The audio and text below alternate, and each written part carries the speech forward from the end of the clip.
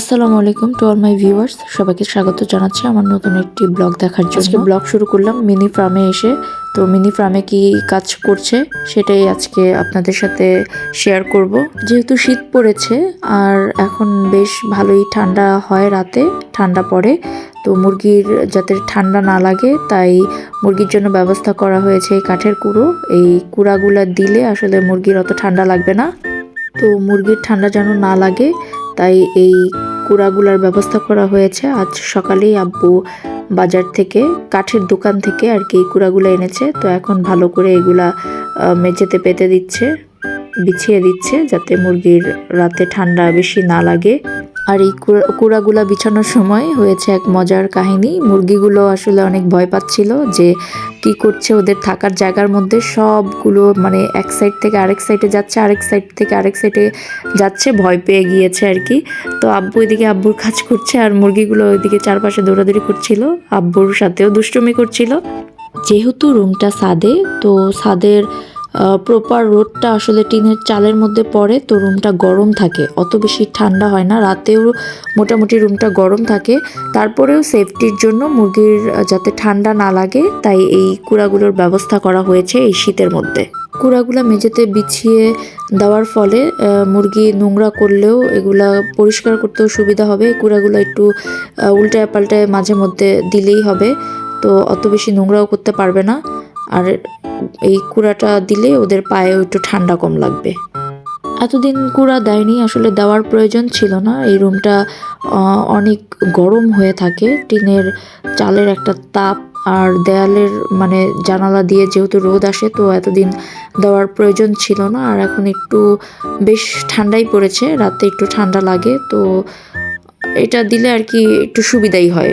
যেহেতু মুরগির পায়ের মধ্যে ঠান্ডা লাগলেই মুরগি আসলে ঝিমানো বা অন্যান্য সমস্যা শুরু হয়ে যায়, তো ওগুলা থেকে বাঁচানোর উপায় হলো এটা।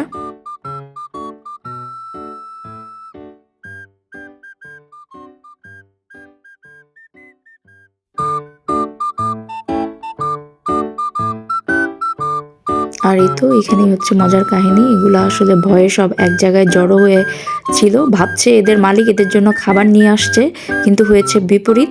এদেরকে খাবার দেওয়া হয়েছে, তারপরে আসলে এরা অপেক্ষা করে কখন এদেরকে খাবার দেওয়া হবে। এটা আব্বু এদেরকে যে কাছে কাছে এভাবে দিচ্ছে আর বলতেছে শর্ট, তো ওরাও এরকম ভয়ে সব একসাথে গুটি জড়োসড়ো হয়ে আছে। এই হচ্ছে মুরগির অবস্থা।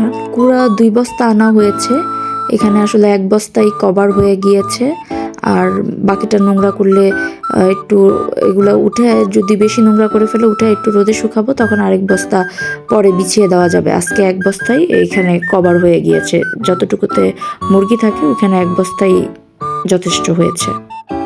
আর এদিকে কোয়েল পাখিগুলো তো নতুন ঘর পেয়ে খুবই খুশি, এদিক থেকে ওদিকে হাঁটাহাঁটি করছে, যেহেতু ওদের সংখ্যা থেকে ঘরটা বেশি বড় হয়ে গিয়েছে। তো ওই তো ওরা এখানে খাবার খাচ্ছে আর হাঁটাহাঁটি করছে। এত বড় ঘর এরা আর কি করে, এদের তো মহা খুশি। তো এই তো পানি খাচ্ছে আর এইভাবে দৌড়াচ্ছে। কোয়েল পাখিগুলো যখন আনা হয়েছে তখন ছোটই ছিল, এখন একটু বড় হয়ে গিয়েছে।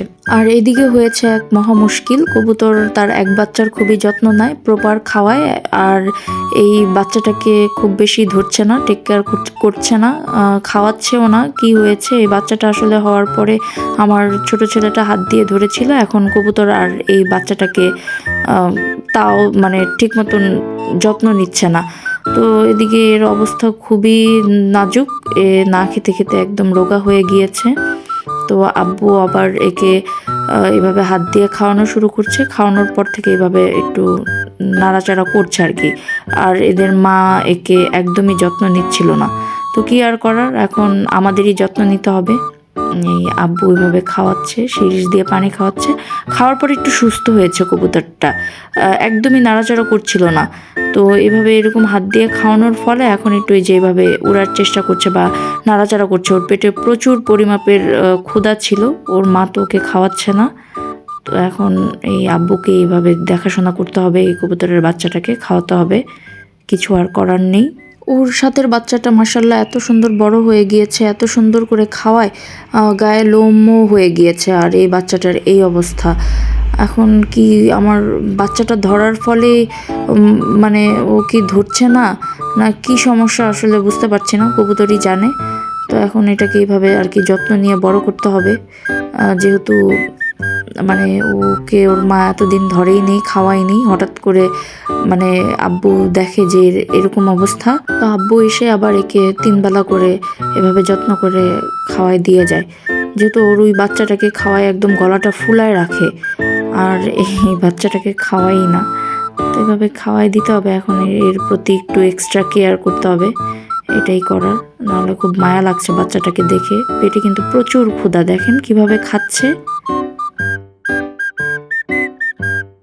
ওকে অনেকক্ষণ সময় ধরে খাওয়ানো হচ্ছে, আবার হালকা হালকা খাবারের পাশাপাশি এভাবে পানিও খাওয়ানো হচ্ছে। খাওয়ার পরে অনেকটা সুস্থ হয়েছে, একদম মানে রোগা হয়ে গিয়েছিল, বাঁচারই সম্ভাবনা ছিল না, দেখে মনে হচ্ছিল যে মারা যাবে, কিন্তু না, খাওয়ার পরে দেখি যে না, এই একটু অ্যাক্টিভ হয়েছে। যাক, মাশাল্লাহ, বাচ্চাটা যেন বাঁচে।